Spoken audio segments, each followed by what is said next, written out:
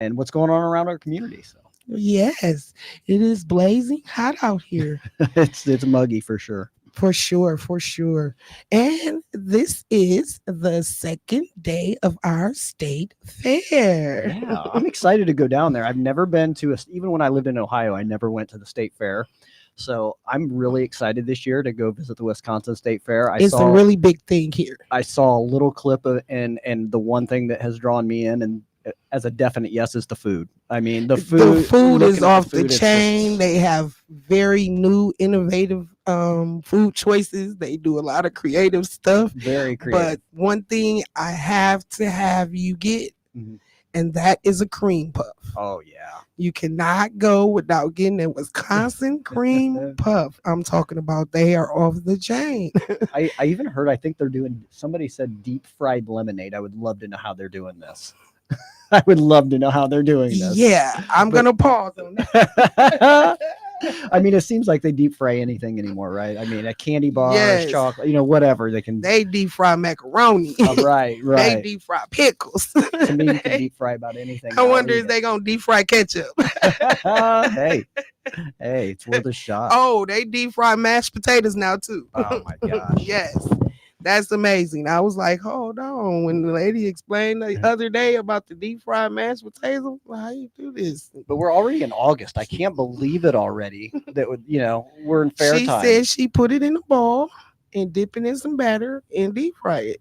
And when you chew it, you taste the fried, the deep fry outside, but the inside is mashed potato. I was like, hey, it all depends on if you pick it. So you probably can, they probably will let you put bacon, cheese, like a loaded potato in there. It probably would taste better like that. I But can't eat I'm my just mashed tripping like potatoes mashed without gravy. potatoes. I just can't have them without gravy. It's just a little weird. Deep fried mashed potatoes. I throw some It's a some little gravy dry over to top me. of that. Yeah, I know. Yeah, I throw. Boil it, rub it, strip it down. Oh no, we gotta deep fry it.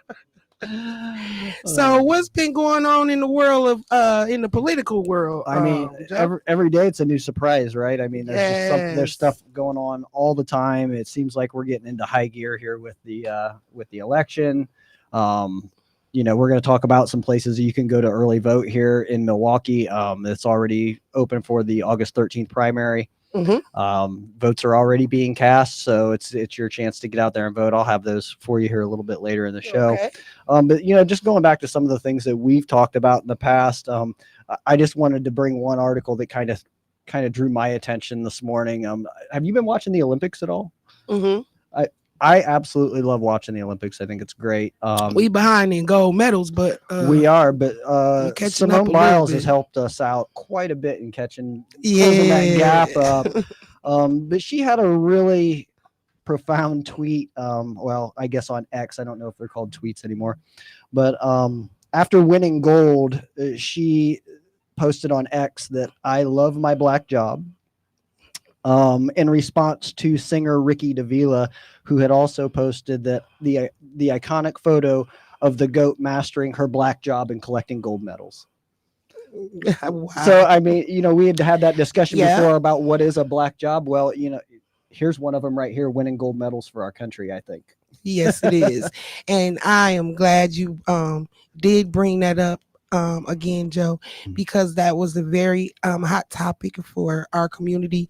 And it is like we said, it's like define what is a black job, a Hispanic job, a Korean job, a white job. Define this for me. I'm not asking you. I'm saying the political party that's defined that they're taking all the black jobs and Hispanic jobs from coming across the border. Please define so like she said, because my black job, I love my black job. I feel great in it. I've been doing it for dang near 20 years and I love my black job.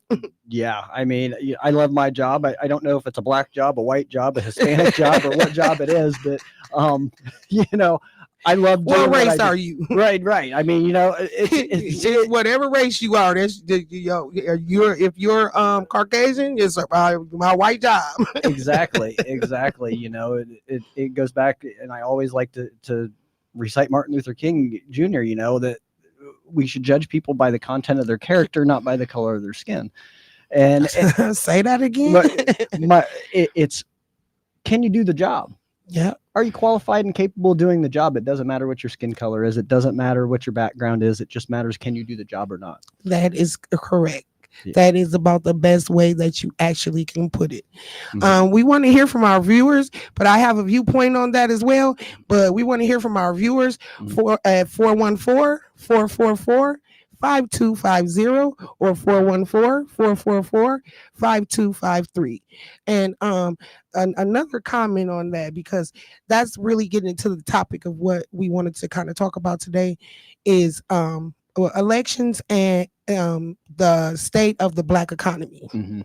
So another part of that we've been hearing a lot from the different political parties, because they're campaigning, so they have a lot to say. And like I said, I want to know what your plans is, but I've heard one that often talk about Black capitalism. And I'm gonna start with explaining to you what Black capitalism Black is, capitalism and then as we well? have a caller. But let me explain to you about what Black capitalism is. Give us the definition. Black capitalism is a concept that emerged some decades after World War II and took on popular tractions. Sometime around the sometime around when Richard Nixon was elected as president of the United States. Nixon had endorsed the idea that the human rights of Black America was intimately bounded up with their rights to own property and accrue the economy's power that came from perpetuatory wealth. Around that junction, 1969, some 163,000 Black firms existed in the United States. The fact that Black businesses and economic thinkers flourished in the first half of the 20th century had been ignored or neglected in standard economy history books until relatively recent. Recently, we have started really recognizing that for that's what they said. Relatively recent. Thank you.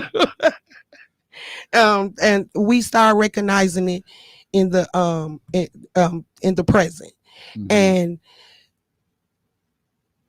it's a concept that I want to really dove into this concept. Do you think that's good do you think that would be a healthy way to approach having a better economy for the Black community? Right. We have a caller. Why don't we go ahead and listen to see what our caller has to say? And caller, you're on. Hello, caller, you're on. Good morning. Good morning. Black jobs.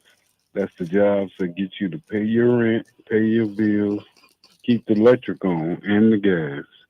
Make sure your car got insurance, and make sure your kids got clothes on their back and something to eat. Amen. You said it. With him saying them taking the jobs, you got to want a job for somebody to be taking the job. Mm-hmm. So we do need more manual laborers, the people that know what they're doing. I've been to Mexico. I see the way their houses look, so I wouldn't trust them to do my house anyway. Mm-hmm. And on that part, thank you for your comment, sir. Yeah. And the views of our audience are not the views of Wisconsin Voices or WNOV 860. We have another caller. Caller, you're on the air. Thank you for taking my call. Mm-hmm. Yes, ma'am. Assalamu alaikum to you all. Alaikum salam. Yes, ma'am. You are talking about people coming to take jobs. And I think people should take this into consideration. This is like... No, we didn't say, let's get that clear. Yeah, we didn't say that. People are coming to take jobs. We said that is one of the political stance is That's one of that. the talking points. One of Yeah. the what do they call it? A dog whistle or something like that. Yeah, Right. yeah. Right. Not this is not at you all. Okay, Thank This okay. is I'm trying to provide some perspective as to what the statement is actually meant to convey. What it is, the purpose of such a statement or a supposition is to incite rivalry between two people who are pretty much broke, not necessarily economically, but broke in the sense that they lack the continuity to work together either on one end or the other end. When it comes to our Latino brothers and sisters and what has been done to Mexico and all of those satellite republics, or what they call banana republics, with regard to the United States of America, how they were purposely disrupted and destroyed. And that is part of the reason why the people are coming here. Some of them from Mexico have a natural orientation to this part of the northern or western hemisphere with regard to Nevada, California, Texas, and things in those places. But they don't have a natural orientation where we are located unless they are more native, which they're most likely are not. The the the, the Mexican people are of the Spaniards. They speak Spanish because the Spaniards interrupted their lives, and they have an inclination to that part of themselves because that is the white or the Caucasian part of their genetic composition. All in all is this. If you are a slave on a plantation with another slave and you think that this slave has a higher position than you do, you are foolish and you are going to commit an act one to the other to fulfill the desires of the slave master and his children. Do you understand? Hmm. Thank you. Thank you for that call. Thank you for that comment. Yeah, I appreciate you. it because I Appreciate it. totally understand what he's saying. It's your mindset. It's Yeah. how you perceive it. If you, like me as a black woman, I respect all people and I congratulate when I see somebody doing well. I Mhm. don't see somebody with a nice car and be like, I have a Lincoln and my sister bought a Lincoln and Mhm. I'm proud that we both got Lincolns. If my dad was living, he'll be like, well, he was a Cadillac man. But if he was living, his a luxury car, he'll be like, yeah, I'm proud of my girls. They both got Lincoln. I didn't look at my sister like, you just went and bought a Lincoln because I bought a Lincoln. Mhm. Or she didn't look at me like, oh, I got a Lincoln, so you just went and got one.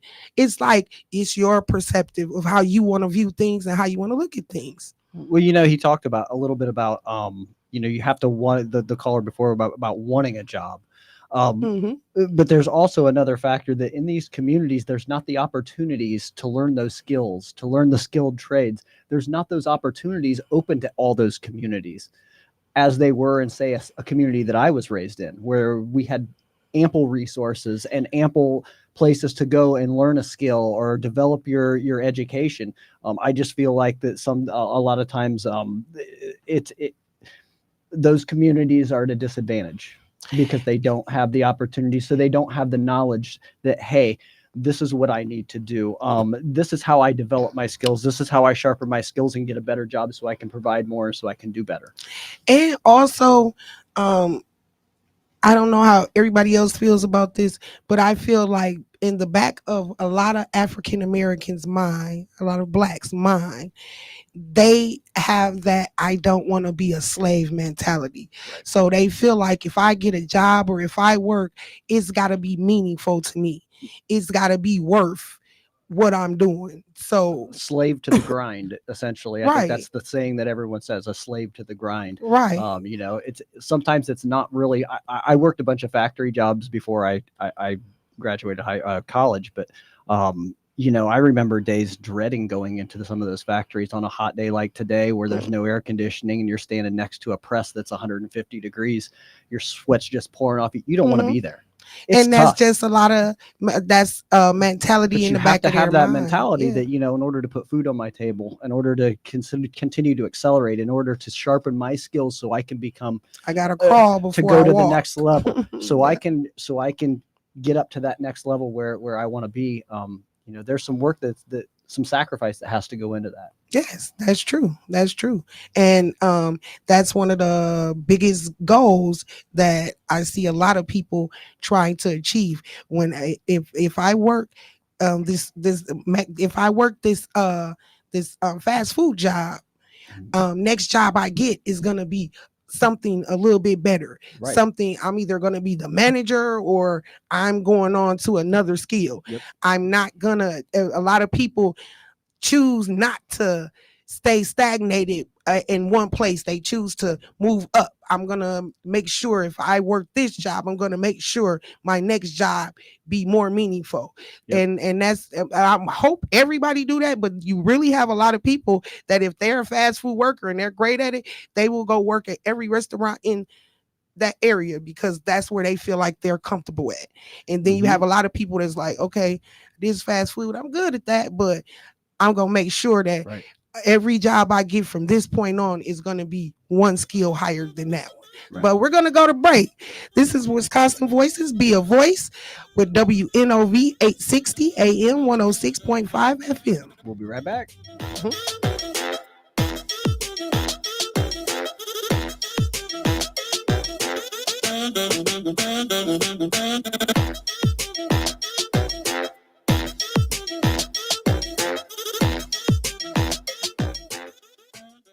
Remembering what we stand for. At Wisconsin Voices, we remember what we stand for.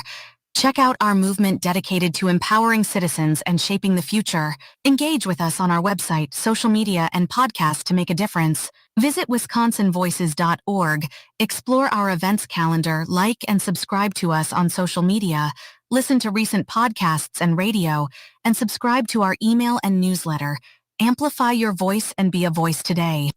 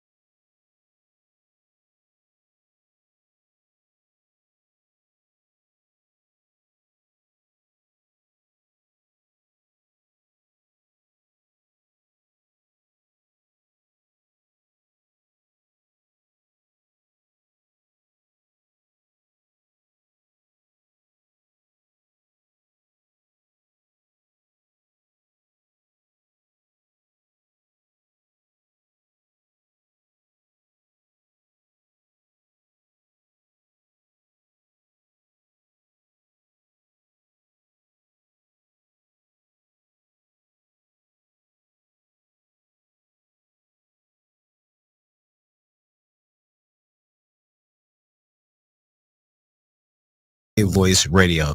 Follow us at BAWI Voice and learn more at wisconsinvoices.org. Catch Wisconsin Voices via Voice Radio every Monday, Tuesday, and Friday at 11 a.m. as we focus on community partnerships, voter education, and long-term collective impact for all Wisconsinites. Does politics make you feel like you're under attack? Are you tired of feeling hopeless with the current condition of your community? Well, it's time for you to be victorious. It's time to vote. Know your candidates, know who's on the ballot, and know what seats they are running for. Get involved and let's take back our community at the polls. Hi, my name is Tamika Vukovic, co-executive director of Wisconsin Voices. Please join Wisconsin Voices every Monday, Tuesday, and Friday. We will be focusing on community partnerships, voter education, and long-term collective impact for all Wisconsinites.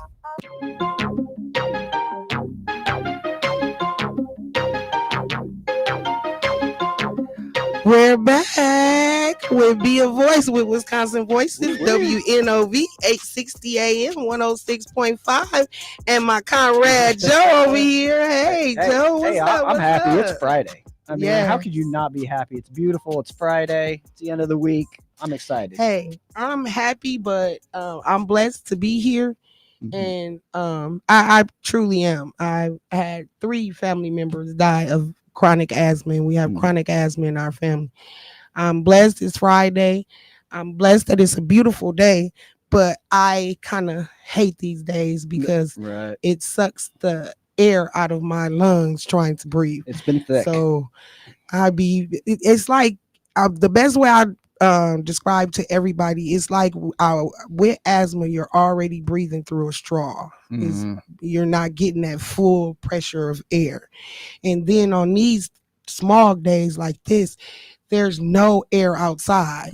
So when I walk out the door out of my air, I can't feel, I can't breathe. It's pulling more air, trying to breathe harder. So I love that it's Friday. It's a beautiful day, but for me, it's more of I gotta go home and stay in that air conditioning. Sit in the house because it's not fun to me. I like going out. My guy invited me to the state fair, and I'm like, I don't know if I'm gonna be able to. And he's so sweet. He like, where you going? I'm just gonna pay for parking and leave you in the car with the air conditioner on. You can watch the Ferris wheel go around from the parking lot. He said, I'm gonna leave you in the car with the air conditioner on. Like, you like, that's good. I'm like, yeah, it's good that I'll be under the air conditioner, but I want to be in the state fair. I don't want to sit in the car. Just they can bring you some food back, right? Yeah. But yeah, we were talking during the break, again, just about the black jobs and about the black economy, and I think that's a great topic to just continue to discuss. And I think we want to hear from our callers as well. Yes. What are your suggestions on how to uplift the black economy in these communities, within Milwaukee or across the country? What are your ideas? What are your thoughts? And that is at 414-444-5250, 414-444-5253. We would love to hear from our community. What is your suggestions or solutions on how to bring a wealthy economy to the black community? And I think, and I'll even go first, and I'll say, it starts with patronizing those businesses, and the black-owned businesses, and those that are in those communities. One example is, for my healthcare, I go right down here, right on Capitol, even though I live downtown. It's a way to support this community and keep those low cost and free clinics going when I can use my insurance there and help pay for my care. That money goes right back into the community to help other pay people for somebody else's care. That's one example of how we can all work together to really uplift the economy in these communities. But just by visiting them, not restaurants, retail shops. That's the main thing, is visiting these these communities, small businesses, the mom and pop shops, the mom and pop restaurants, which I just on 35th and Capitol right here, Mr. Greeby's, man, they breakfast is off the chain. Is that the one you brought in the other day? I mean, let me tell you guys about this. She brought in breakfast the other day. and you could smell it throughout the whole office, and it smelled absolutely wonderful. So go ahead. I'm sorry, I didn't mean to interrupt. No, Go ahead. you are good. It smelled so good. A mom and pop shop. And just moved to that community and was like, I want to check out on some of the new restaurants in this area. I like breakfast. I make my own breakfast mostly all the time, but I love going out for breakfast sometimes and just having a different, unique taste. And boy, I was like, woo. Well, sometimes it's really easy to go to those familiar places. We see the Golden Arches, or we see those corporation businesses within the community, and they're everywhere, especially in the Black community, in the Black area. I travel way out to Denny's. But and if you look, those are always busy. But we have such great mom and pop shops right here in the neighborhood. We have great food trucks right here in the neighborhood that, I mean, would rival some of the top restaurants downtown. Yeah. And so, I encourage everybody, come down here come down on the north end and try out some of these restaurants and little shops that have the same have better stuff than your chain stores. Yeah. You're going to find it may cost a couple extra dollars sometimes, but the quality and the support that you're giving that business is going right back into the community. And guess what? When you really sum it up, that's the gas that it's going to take to go way out to Mayfair, to go way to Southridge, to go way to Brown Deer, to some of the shopping stores. So to Mequon and Butler, that's the gas. Yeah.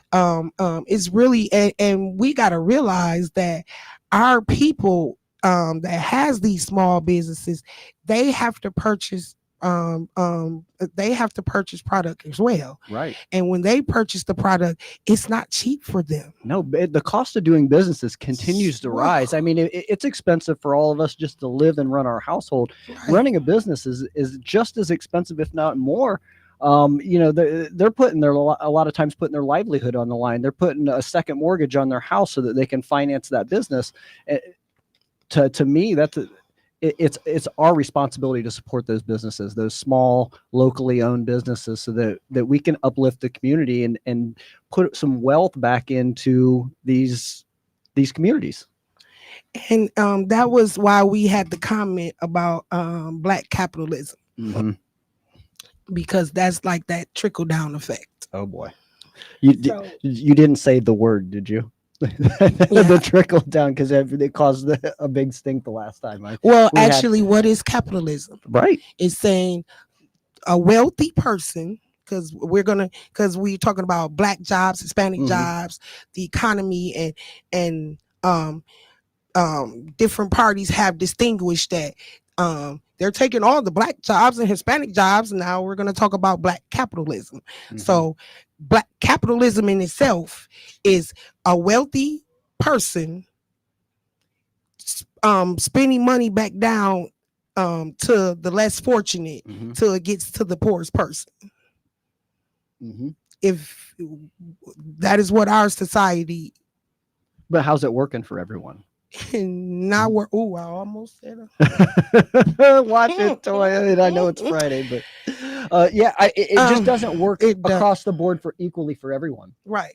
It works for some people. It works for some, but it doesn't work for all. And anyone that would say otherwise, I would encourage them to come down, and I would encourage you to call. Yeah, encourage you to call or come on down and get your hands dirty right here in the community and see it for yourself. I mean, it does not work. It doesn't work. We see when we have food pantries, the lines are getting longer, the food's getting smaller. The need and the need for resources, the need for just the basic things to survive are growing larger, and the resources are growing smaller. So we need to do better. I'm not saying that I have all the answers as to how to fix the economy or how to fix the situations that we're in, but I think that there's enough smart people out there that can put it together and figure it out. Yes. And you got to think of it. This is dear to me. Because when I think about all these things in the economy and the state of where our country is going right now, I kind of like brings me back to Tulsa, Oklahoma, Greenwood. Yeah. And it really started over Memorial Day weekend. And the riot started then, but that feeling from our counterparts, our Caucasian counterparts, were envy already. That they were poor and they were watching these black people that was supposed to be less than them in society actually build and pretty much have a black Wall Street, and they had banks and churches and own acres and houses, and they all owned and shared it together. They owned their own business, but they all supported one another to help each other build up and get where they were. And it exploded on the weekend of Memorial Day weekend. And they got different quotes on how many people died, but on the average they said back then they said 36 people, 26 blacks, 10 whites. Nowadays they're doing studies and saying it was 150 to 200 blacks and 50 whites. So I'm not going to get into that part, but I'm going to get into every African American have the right to succeed in this country. And it goes back to what I was saying. In the back of their minds, it's a lot that go on in our mind on America and how we were treated in America. And the young man said, it's your perception. True, it's your perception, but it's also in the back of our minds that we don't want to be enslaved. We don't want to be judged, and we don't want to grind so hard that we lose sight of life. And that is not being selfish to me, especially what's been given to us from America. That's not being selfish. That's actually something you should expect from the history of what happened within our generations. So I just look at it like our people have a lot of work to do. And I am so for stop thinking somebody else is going to come save us. We need to start really understanding our politics, doing what we got to do to go vote, educate one another on all these politicians, and stop saying our vote don't count. I'm not voting. Because if our vote didn't count, we wouldn't have history in Wauwatosa right now. They wouldn't be fighting to stop your vote.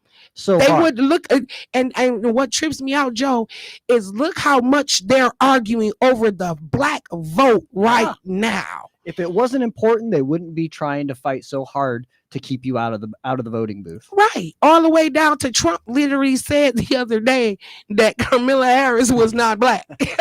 Like what? He said she ain't never identified herself as African American. She's been Jamaican and Indian all her life. Oh my. I don't, I have no words for that. I have no words because that don't even make one bit of sense. That is my point of what I was saying of the black vote and how much it count down to they are literally calling what race you is. Like you African American, well you got Africa in you, well, and you're not all black. Oh, you not all black. You got Hawaiian in you, and I mean, come on now. It's getting. Remember ridiculous. back when racism was in the good old days, as they say. It was the good old days for who? Remember back then, you had 1 ounce of black blood, you was what? Black. Yep. Now we done got to the point where, she ain't got no ounce of African American slave blood in her, so she ain't no black person. She ain't no African American. And don't let as if that's a reason for black people not to vote for her. Because she's even that should show them right there that your vote matters. It does. This is the head office literally campaigning, and this is what their campaigns are over: the black vote. and how to convince Black people who cares the most for them. Yep. And if you look at even the polls that have been coming out recently, they're showing the Black voter. They're saying, well, this is what it was when Joe Biden was in the race. This is how it's changed since Vice President Harris entered the race. So if it wasn't important, it wouldn't be on all the news headlines. It wouldn't be the talking points, and they wouldn't be fighting so hard to stifle your vote and stifle your voice. If it wasn't as important as it is. I mean, Black Americans have historically pushed one president or the other over the edge. The Black vote is so important, and that's why it's important for everyone to get out and vote. It really is. I mean, like you said it to the complete T right there. The Black vote is literally what they are as they say, quoting. How you say that word? Because I'm country. When they you're dating. I thought I was a country one here. What's that word when you're dating? Forget it. Gosh, you got me kind of confused right now. But we talk about voting so much, Latoya, and we talk about the importance of it, and you don't coating. Okay, but you don't have to wait to have your voice heard. Voting is going on right now. Early voting for the August 13th primary is going on, and you have an opportunity to have your voice heard. I'm just going to go, since we were into it, I'm going to go down the list here real quickly. Capitol Drive Voting Center on Capitol Drive, Ziegler Municipal Building, Zablocki Library. Y'all talking about me, Ziegler. Ziegler. 9 a.m. to 7 p.m. weekdays, July 30th through August 9th. 10 a.m. to 2 p.m. Saturdays, August 3rd and August 10th. And noon to 4 p.m. Sunday, August 4th. You can also vote early at the Good Hope Library, Tippecanoe Library, and Washington Park Library from 1 to 7 Tuesdays, July 30th and August 6th, Monday, August 5th. 11 a.m. to 5 p.m. Wednesdays, Thursdays, and Fridays, July 31st through August 2nd and August 7th through August 10th. And 10 a.m. to 4 p.m. Saturdays, August 3rd and August 10th. So this is your call to get out and vote. And if you have any questions about how to vote, how to register, where to go for the polls, you can go to myvote.wi.gov. There we go. Okay, we got a caller. Okay, caller, you're on the air. Hello, caller, you're on the air. Hello. Hello. Hello. Go ahead, caller. He gotta go. His phone. He is probably has something going on with his phone. Yeah, but I mean, he definitely could call back. It's a great time. Like I said, early voting's going on. You can wait till the August 13th. If you haven't registered, you can go down to your local clerk's office, or you can register at the polling location the day of. All right, caller, you're on the air. I'm back. I'm back. I want to correct you. Don't you jump out there and say it was on my phone. The problem was on your phone. Oh, my bad. Anyway, this is the Reverend Dr. Andrew Ward. And they been talking about the race in this election. And I want to give a couple of historical points. Some of the first people to come over to this country from across. Can you turn your radio down? Some of the first people to come over from foreign countries to this world were indentured servants, white and Black. And then somebody came over with this brilliant idea of white and Black. And they made the Blacks permanent slaves while the whites were not. They could work themselves out of slavery. Point I'm trying to make is they came up with white and Black so stupid, ignorant people could discriminate easily. And that's borne out by light, black, and white. Not about white can pass for white. Jewish people who are very much prejudiced against, if they change their name and change it and hide their religion, they can go for white. Anybody that's almost white can go for white. White is to their advantage. And they have the same caste system in India, China, and everywhere. they have what you call the niggers everywhere.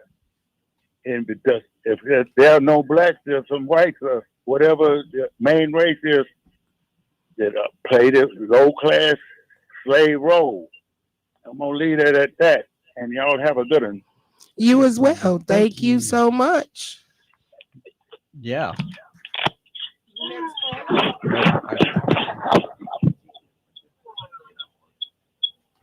Oh.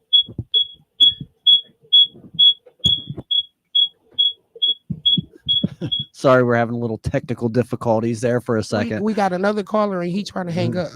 Yeah. Yeah, hello, caller. You're on air. Yes, ma'am. I apologize for calling back. Oh, don't apologize. And I will not announce myself.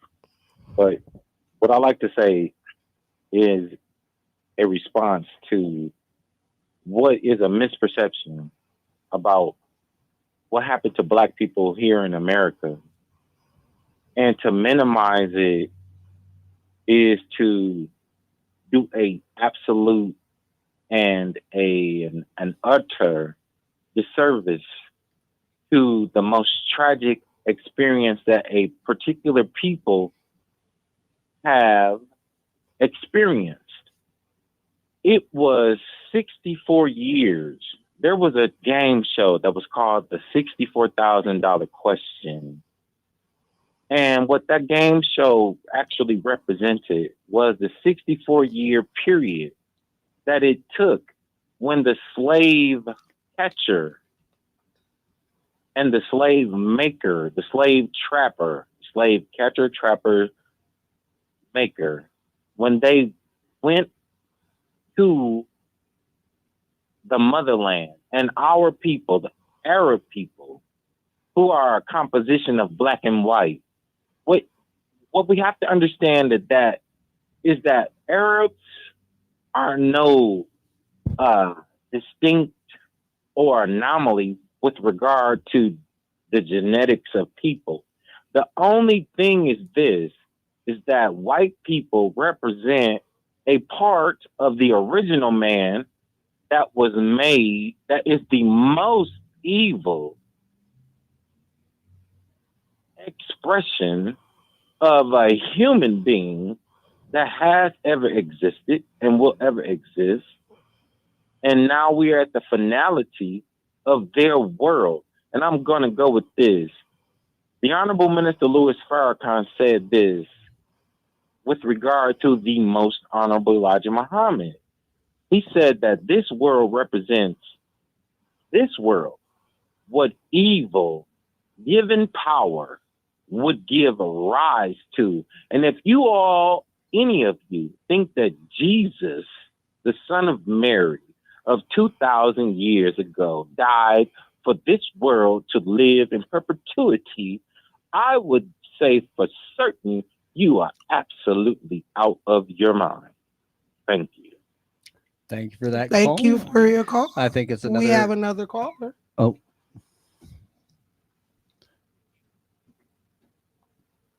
Go ahead, caller. You're on the air. Can you turn your radio down? Yeah, I'm sorry about that.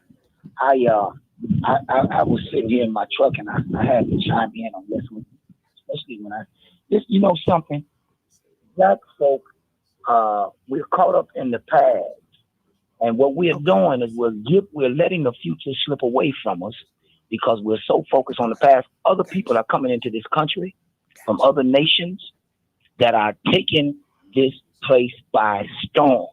And we can sit here and we can play the old slavery games, and we know where we've been. Half of them people that's coming into these countries know where they've been. But as long as Whitey, and the internet has been a real enemy to us because the knowledge has been so great that it's overwhelming. And I just heard one of the lower callers calling and talk about the Arabs. Let me say something to you. The Arab is a very dangerous person.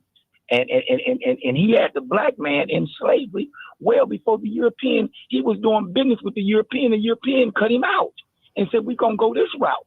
But Arab, and then when you talk about Jesus, the Quran mentions the mother Mary of Jesus over 26 times in that Quran. The Bible only talk about it 2 or 3 times. She mentioned maybe three to 4 times in the Bible, but the Quran talks about that virgin birth, the special mother of Jesus that makes him divine. So I don't know why people want to come in and put down my Lord when their religion, you understand me, mentions Mary more than the Bible because of the divine, the divinity, his birth is what's so great about Jesus.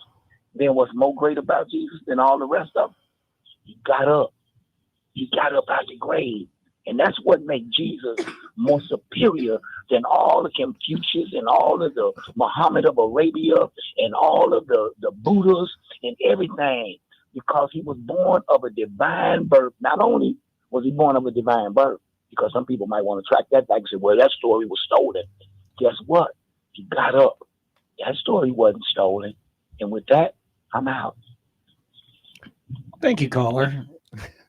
Appreciate everyone. Thank you for your view. Yeah. Our audience, our community callers' views are those of theirs and not the views and opinions of Wisconsin Voices or WNOV 860. Yeah. It's always great. You know, I think it's great that with the callers that we get on, that there's such a diverse background. You have different religions, you have different outlooks on life. And I just want to give a shout out to all of our callers that have called in today and just, you know, and always do. And we kind of have our regulars, but, you know, it's just great that we serve a population that's so diverse, that's across the entire board. And that is really true. We like to hear from our community and how you feel. And we want to hear more about solutions in the community. Please give us a call at 414-444-5250 or 414-444-5253. We like to hear from our community because this is really about how our community, what our community outlook is on the state of the Black community. But right now we're going to go to a break and we will be Debo yelling at us already. We will be right here until he tell me to leave. Until Debo tells us we can go break. But yes, we would like to take a break. Joe, would you like to take a break? I'll go ahead and I'll We're not concur. talking Yeah, to her let's go. anymore. Yeah. She doesn't even have a last name today. It's Simpleton. Simpleton. Oh, Simpleton. Mhm. Can you elaborate with that? What is that? Simpleton. It's simply Simpleton. My mom used to call me a simpleton sometimes, but it usually meant that I was doing something boneheaded. So this your boneheaded day? Mm-hmm. Oh, we're gonna leave that alone. Let's take a break. All right. This is Be a Voice with Wisconsin Voices, WNOV. You already on break.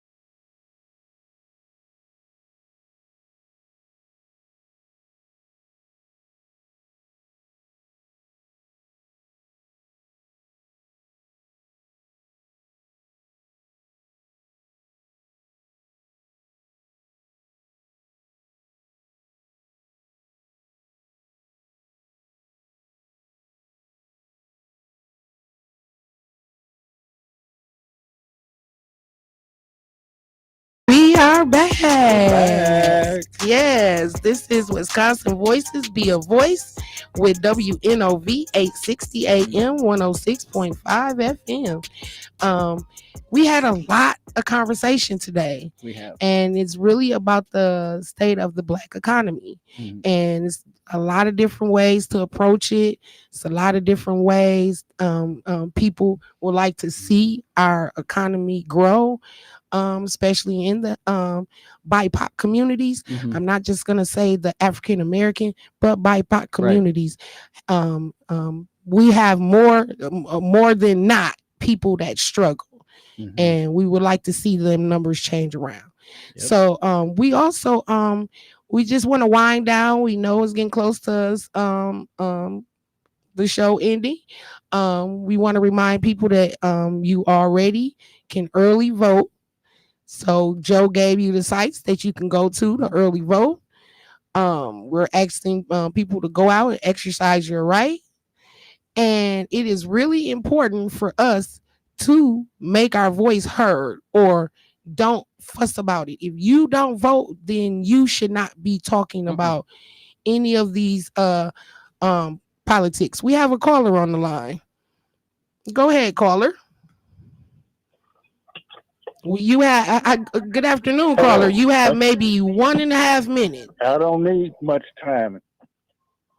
For the BIPOC community, the Black community, the poor community, all they need is financial literacy, because most of the debt that anybody's in is interest and finance charges, and getting ripped off in a purchase with no financial frame of reference.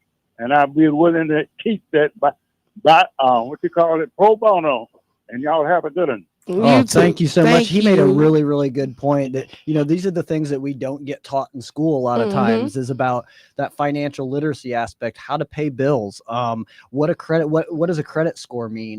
Those kinds of things. Those are really, really important stuff to not just. When is it okay to have a high interest rate and a low interest rate? Right. What does a low interest and a high interest rate look like? Right. How do you know if I come at you and I say I'm giving you a 7% interest rate on a car loan? Do you know if that's good or bad right now? Right. You have no idea. Right. But having the knowledge and the whereabouts to know where to look for that information is so important, and just to navigate every day. When can you refinance the car? When would it and get a lower interest rate, which will knock thousands off your how can I get a home loan? A lot of folks Right. don't understand that there are so many programs out there to help you buy a house. It's unheard of. I mean, there are so many different programs out there, but it's having the literacy and the knowledge to know where to go. Who do I ask? What programs do I apply for? A lot of times folks just don't know where to go. And also those loans because I had a person tell me, why can't we get cash loans? If you have excellent credit, why can't I get a large cash loan and buy me a house straight out and then pay off the loan? And usually they always say cash loans, the interest rates be modest. Yeah, they're a little higher, I think, on something that's a little more unsecured like that. Right. But at the same time, people don't even know that that's not a good idea. Exactly. I'm saying, but they think that cash loans is like the greatest thing because it's cash and you can spend it the way you want, and you just pay back that loan, but it's actually higher interest rate on that. But and we've seen the predatorial lending, where folks go into these communities and you see the payday loans, the auto title loans, and the things with these outrageous interest rates. And folks are just like, I just need money to get through the week, but they don't understand that they're getting stuck into a hole where you're never going to get out. It's going to be so hard to get out of that, that you're constantly, as soon as you get a check, you're paying, it's all going to pay off a loan that you took 2 or 3 weeks ago. So, being aware of those predatorial lending practices is really, really important to everybody when you're trying to navigate financing or to buy a new car, to get a new home, to apply for a loan, whatever. It is. And also back to the election, we have 2 referendums on that ballot, and it's pretty much talking about financial. About money. Yeah. I mean, it makes the world go round, right? So there are 2 referendums on the ballot, and they're both kind of similar. it's about and for the layman's terms, I think we've read it a couple times, the full text of the referendums on the show, but just to give the Clef Notes, it's kind of deciding who has the power to spend federal dollars in the state of Wisconsin. And we were talking before the show that when we get emergency federal dollars, or say there's a disaster or COVID or any number of things come up, we need to get that money to the folks that need it as fast as humanly possible. And if we have to go through legislator, if we have to go through the Assembly and the Senate, and then wait for the bill for the law to be able to come into effect, there are a lot of people out there hurting, waiting on that money and where it could be used. And it hurts small businesses really bad. So we want that power to stay with the governor. We want the governor to be able to dole that money out where he feels it's necessary in a very timely manner. He has the ability to do that a lot faster than legislator will. So we are recommending that folks vote no on the referendums. Double no. Thank you. And I'm glad you explained it that way, very clear, that it's already in effect, that the governor can dole out that money in the way needed. So why do we need Congress, which never they run at a snail's pace, never is going to go in there to take them weeks to decide where to put the money, and they'll be arguing over who and what community needed the most, and this, and while people are suffering. So the way it is, it should stay, that governor has it. Thank you guys for joining us today, and thank you to all our callers and listeners that listen to the show. Y'all have a great Friday, beautiful weekend. Go out and enjoy our state fair, and come and visit our community, small businesses and restaurants. Yep. Y'all have a great evening. This is Be a Voice with Wisconsin Voices, the WNOV 860 AM 106.5. Yes, I'm here. I said 106.5. We got the okay from Devo. Have a safe weekend, everyone. Yeah.